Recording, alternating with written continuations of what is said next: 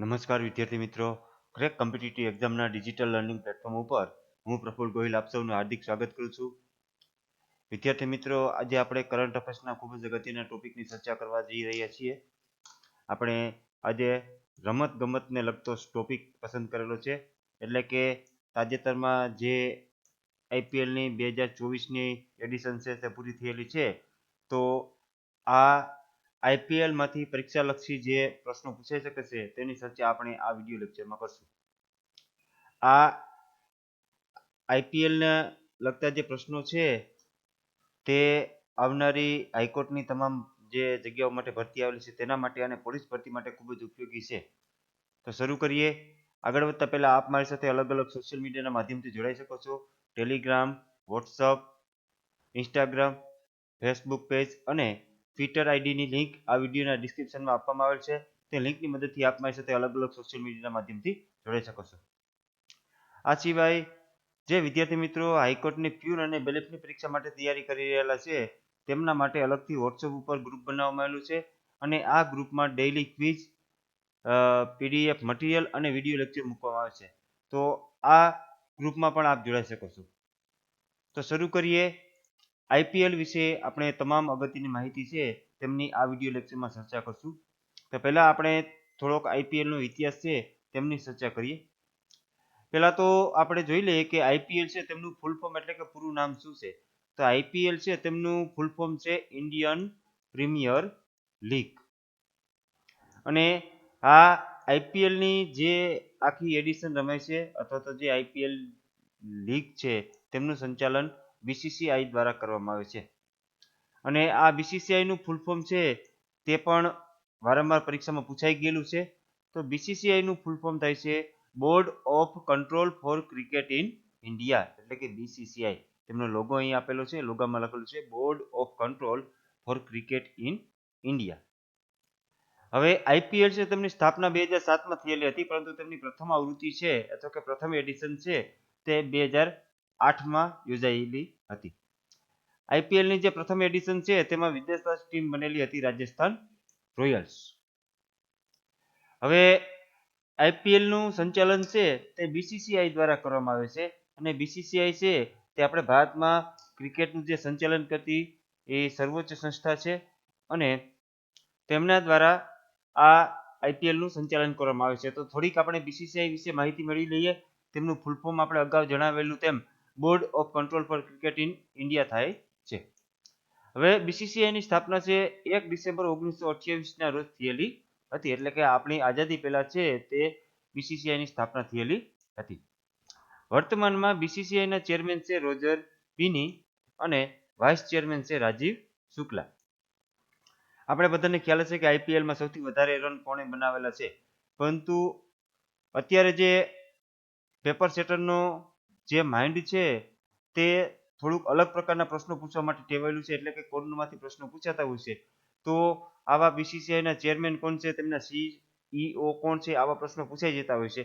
તો વર્તમાનમાં બીસીસીઆઈના ચેરમેન છે રોજર બિની અને વાઇસ ચેરમેન છે રાજીવ શુક્લા અને બીસીસીઆઈના સીઈઓ છે હેમાંગ અમીન. અને જે અત્યારે ખૂબ જ ચર્ચાસ્પદ નામ છે તે છે બીસીસીઆઈનું સેક્રેટરીનું પદ અને બીસીસીઆઈના સેક્રેટરી છે જય શાહ. આ જય શાહ છે તે આપણા ગૃહમંત્રી છે, કેન્દ્રીય ગૃહમંત્રી અમિત શાહ છે તેમના દીકરા છે.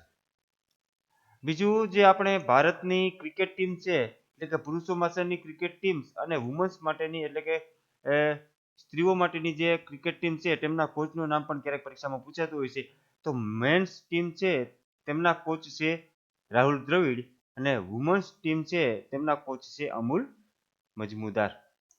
તો આ તમામ માહિતી છે તે ખૂબ જ અગત્યની છે અને પરીક્ષામાં પૂછાવાની ખૂબ જ સંભાવના રહેલી છે. હવે આઈપીએલની જે આ 2024માં આવૃત્તિ રમાયેલી હતી તે 17મી આવૃત્તિ રમાયેલી હતી, એટલે કે અત્યાર સુધી 16 આવૃત્તિઓ છે તે રમાઈ ગયેલી છે અને આ 17મી એડિશન છે તે 2024માં રમાયેલી હતી. 2024ની આઈપીએલની એડિશન છે તેમાં કુલ 10 ટીમોએ ભાગ લીધેલો હતો અને 22 માર્ચથી 26 મે સુધી તેનું આયોજન થયેલું હતું અને આ સમયગાળા દરમિયાન આઈપીએલની કુલ 74 મેચ યોજાઈ હતી. અને જે આઈપીએલના સ્પોન્સરશિપ છે તેનું નામ ક્યારેક પરીક્ષામાં પૂછાઈ જતું હોય છે. તો આ વખતે 2024માં IPL છે તેમના સ્પોન્સરશિપ ટાટાને મળેલી હતી. 22 માર્ચ થી 26 મે 2024 સુધી તેમનું આયોજન થયેલું હતું. 26 મેના રોજ ફાઇનલ રમાયેલી હતી. હવે આપણે 10 ટીમ છે તેમના કેપ્ટનનું નામ ક્યારેક પૂછાતું હોય અથવા તો ટીમનું નામ પણ પૂછાઈ જતું હોય છે. તો જે 10 ટીમ હતી તે ટીમના નામ અને તેમના કેપ્ટનના નામની થોડીક આપણે માહિતી છે તે ફટાફટ જોઈ લઈએ. તો રાજસ્થાન રોયલ્સ એક ટીમ હતી, તેમના કેપ્ટન હતા સંજુ સેમસન. ત્યારબાદ બીજી ટીમ હતી રોયલ ચેલેન્જર બેંગ્લોર, તેમના કેપ્ટન હતા ફાફ ડુ પ્લેસિસ, જેઓ સાઉથ આફ્રિકાના છે. ચેન્નઈ સુપર કિંગ્સ, તેમના કેપ્ટન હતા ઋતુરાજ ગાયકવાડ. આ પ્રશ્ન પૂછાઈ શકે એવો છે કારણ કે અત્યાર સુધી જે ચેન્નઈ સુપર કિંગ્સ છે તેમની કપ્તાની મહેન્દ્રસિંહ ધોની કરતા હતા, પણ 2024ની એડિશનમાં ઋતુરાજ ગાયકવાડ છે તેમને ચેન્નઈ સુપર કિંગની કેપ્ટનની જવાબદારી સોંપવામાં આવેલી હતી. ગુજરાત ટાઇટન્સના કેપ્ટન અને જે મુંબઈ ઇન્ડિયન્સના કેપ્ટન છે તેમનો વિવાદ ખૂબ ચાલેલો હતો. અગાઉ 2 સિઝનમાં ગુજરાત ટાઇટન્સના કેપ્ટન છે હાર્દિક પંડ્યા હતા, પણ આ વખતે હાર્દિક પંડ્યા છે તેમને ગુજરાત ટાઇટન્સનો સાથ છોડી અને મુંબઈ ઇન્ડિયન્સ ટીમમાં જોડાઈ ગયેલા હતા અને મુંબઈ ઇન્ડિયન્સ ટીમના કેપ્ટન બનેલા હતા. એટલે હાર્દિક પંડ્યાના જવાથી ગુજરાત ટાઇટન્સના કેપ્ટન બનેલા હતા શુભમન ગિલ. આ સિવાય લખનૌ સુપર જાયન્ટની ટીમ હતી, તેમના કેપ્ટન હતા KL રાહુલ. સનરાઇઝર્સ હૈદરાબાદ છે તેમના કેપ્ટન હતા પેટ ક્યુમિન્સ, જેઓ ઓસ્ટ્રેલિયાના છે. દિલ્હી કેપિટલ્સના કેપ્ટન હતા રિષભ પંત. પંજાબ કિંગ્સ છે તેમની ટીમના કેપ્ટન હતા શરૂઆતની થોડીક મેચમાં શિખર ધવનને કેપ્ટનશિપ કરેલી હતી અને ત્યારબાદ સેમ કુરનને કેપ્ટનશિપ સોંપવામાં આવેલી હતી. આ વખતે જે IPLનું ફાઇનલ વિનર છે કોલકાતા નાઇટ રાઇડર્સ અને તેમના કેપ્ટન હતા શ્રેયસ અય્યર. તો આ 10 ટીમ છે તેમના નામ છે અને તેમના કેપ્ટનના નામ છે. તો આમાંથી પણ ક્યારેક પ્રશ્ન પૂછાઈ જતો હોય છે.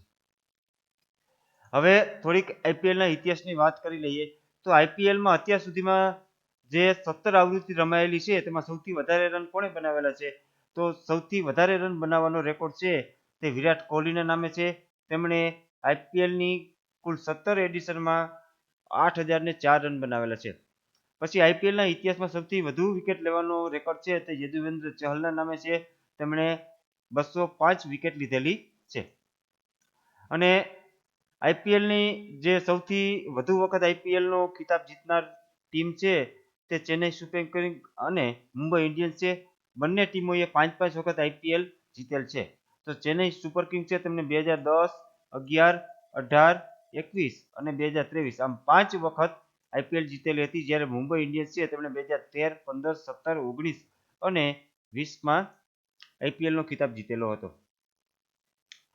હવે આપણે જે IPL છે તેમની ફાઇનલ મેચની વાત કરીએ તો IPL 2024 છે તેમની final match Kolkata night riders અને સનરાઇઝર્સ હૈદરાબાદ વચ્ચે જે ચેન્નઈના MS ચિદમ્બરમ સ્ટેડિયમ છે ત્યાં યોજાયેલી હતી 26 મે 2024ના રોજ. એટલે બે ટીમ હતી. ફાઇનલ જે મેચ છે તે કોની વચ્ચે રમાયેલો હતો? કોલકાતા નાઇટ રાઇડર્સ અને હૈદરાબાદ વચ્ચે. આ ફાઇનલ મેચમાં કોલકાતાએ હૈદરાબાદને 8 વિકેટથી હરાવીને IPL 2024નો ખિતાબ જીતેલો હતો. હવે ફાઇનલ મેચમાં હૈદરાબાદની ટીમ છે તેમણે 18.3 ઓવર્સમાં 103 રન બનાવીને ઓલ આઉટ થઈ ગયેલું હતું અને તેની સામે કોલકાતાએ માત્ર 2 વિકેટ ગુમાવીને 10.3 ઓવર્સમાં 114 રન બનાવી અને IPLનો ફાઇનલ મેચ જીતી લીધેલો હતો. આપણે હવે જે IPL 2024માં જે એવોર્ડ આપવામાં આવેલા છે તે એવોર્ડની વાત કરીએ તો ફાઇનલ મેચમાં જે મેન ઓફ ધી મેચનો એવોર્ડ મળેલો છે તે મિચેલ સ્ટાર્કને મળેલો છે. તેઓ કોલકાતા ટીમમાંથી રમેલા હતા અને ઓસ્ટ્રેલિયાના ખેલાડી છે. અને મેન ઓફ ધ સિરીઝનો એવોર્ડ છે તે પણ કોલકાતાની ટીમના ખેલાડી છે તેમને જ આપવામાં આવેલો હતો, સુનિલ નારાયણ, અને તેઓ વેસ્ટ ઇન્ડિઝના ખેલાડી છે. આ સિવાય ઓરેન્જ કેપ છે તેનો એવોર્ડ છે તે વિરાટ કોહલીને મળેલો છે. હવે ઓરેન્જ કેપનો એવોર્ડ એટલા માટે આપવામાં આવે છે કે ટુર્નામેન્ટમાં સૌથી વધારે રન કરેલા હોય તે ખેલાડીને ઓરેન્જ કેપ આપવામાં આવે છે. તો ભારતના વિરાટ કોહલી છે તેમણે ટુર્નામેન્ટમાં સૌથી વધારે 741 રન બનાવી અને ઓરેન્જ કેપ મેળવી હતી અને તેઓ બેંગ્લોરની ટીમ વતી રમે છે. વાત કરીએ પર્પલ કેપની તો પર્પલ કેપનો એવોર્ડ છે તે એવા ખેલાડીને આપવામાં આવે છે કે જેમણે ટુર્નામેન્ટમાં સૌથી વધારે વિકેટ મેળવેલી હોય. તો આ વખતે IPL 2024ની એડિશન છે તેમાં હર્ષલ પટેલ છે તેમણે સૌથી વધારે 24 વિકેટો મેળવેલી હતી અને તેઓ પંજાબની ટીમ વતી રમેલા હતા. એટલે હર્ષલ પટેલે 24 વિકેટો મેળવી અને પર્પલ કેપનો એવોર્ડ જીતેલો હતો. આ સિવાય ઇમર્જિંગ પ્લેયર છે તેમનો એવોર્ડ છે તે નીતિશ રેડ્ડીને આપવામાં આવેલો છે અને તેઓ કલકત્તાની ટીમ વતી રમેલા હતા. અને મોસ્ટ વેલ્યુએબલ પ્લેયર તરીકેનો એવોર્ડ છે તે પણ કલકત્તાના ખેલાડી હતા સુનિલ નારાયણ, તેમને આપવામાં આવેલો હતો. હવે થોડીક IPL 2024 છે તેમની આંકડાકીય માહિતી છે તે આપણે મેળવી લઈએ. IPL 2024ની એડિશન છે તેમાં સૌથી વધુ વ્યક્તિગત સ્કોર એટલે કે ઇન્ડિવિજ્યુઅલ સ્કોર કોણે બનાવેલો હતો? તો માર્કસ સ્ટોઇનિસ છે તેમણે IPL 2024માં હાઈએસ્ટ સ્કોર 124 રન બનાવેલો હતો અને તેઓ લખનૌની ટીમ વતી રમેલા હતા. IPL 2024માં સૌથી વધુ સદીઓ છે તે ઇંગ્લેન્ડના જોસ બટલરે બનાવેલી હતી. તે રાજસ્થાનની ટીમ વતી રમેલા હતા અને તેમણે 2024ની એડિશનમાં 2 સદીઓ ફટકારી હતી. સૌથી વધુ અડધી સદીઓ જોઈએ તો બેંગ્લોરના ખેલાડી હતા રજત પાટીદાર, તેમણે IPL 2024ની એડિશનમાં 5 હાફ સેન્ચુરી ફટકારેલી છે. સૌથી વધુ સિક્સરની વાત કરીએ તો સૌથી વધુ સિક્સર છે તે હૈદરાબાદની ટીમના ખેલાડી હતા અભિષેક શર્મા, તેમને ફટકારેલી છે. IPL 2024ની એડિશનમાં તેમણે 42 સિક્સર ફટકારેલી હતી. સૌથી વધુ ફોરની વાત કરીએ તો તે પણ હૈદરાબાદના નામે જ રેકોર્ડ છે. હૈદરાબાદના ખેલાડી હતા ટ્રેવિસ હેડ અને તેમણે IPL 2024ની એડિશનમાં સૌથી વધારે 64 ફોર ફટકારેલા હતા. એટલે આ વખતે જે IPL 2024ની જે આવૃત્તિ હતી તેમાં હૈદરાબાદના 2 ખેલાડીઓ અભિષેક શર્મા અને ટ્રેવિસ હેડ છે તે ઓપનિંગ કરતા હતા અને તેમની આક્રમક બેટિંગ લીધે આ બંને ઓપનિંગ જોડી છે તે ખૂબ જ પ્રખ્યાત થયેલી હતી. આ સિવાય આપણે વાત કરીએ બેસ્ટ બોલિંગ ફિગર એટલે કે IPL 24ની સમગ્ર ટુર્નામેન્ટ દરમિયાન સૌથી બેસ્ટ પરફોર્મન્સ બોલિંગનું ઇન્ડિવિજ્યુઅલ કેવું રહ્યું? તો બેસ્ટ બોલિંગ પરફોર્મન્સ છે તે રાજસ્થાનના સંદીપ શર્મા છે તેમનું હતું. તેમણે મુંબઈ સામેની મેચમાં 4 ઓવરમાં 18 રન આપી અને 5 વિકેટ મેળવેલી હતી. એટલે આ બેસ્ટ બોલિંગ ફિગર છે અને આ બેસ્ટ બેટિંગ સ્કોર છે 124 રન અને બેસ્ટ બોલિંગ ફિગર છે તે 4 ઓવર 0 મેડન 18 રન અને 5 વિકેટ. તો વિદ્યાર્થી મિત્રો, આ નાના એવા વિડીયો લેક્ચરમાં આપણે IPL 2024 છે તેમની ખૂબ જ અગત્યની માહિતી છે તેમની ચર્ચા કરેલી છે. આશા રાખું છું આપ સૌને આ વિડીયો પસંદ આવશે. વિડીયો પસંદ આવે તો વિડીયોને લાઈક કરો, ક્રેક કોમ્પિટિટિવ એક્ઝામની YouTube ચેનલને સબસ્ક્રાઇબ કરો અને આપના મિત્રો સાથે આ વિડીયોની લિંક શેર કરો. Thank you for watching. Have a nice day.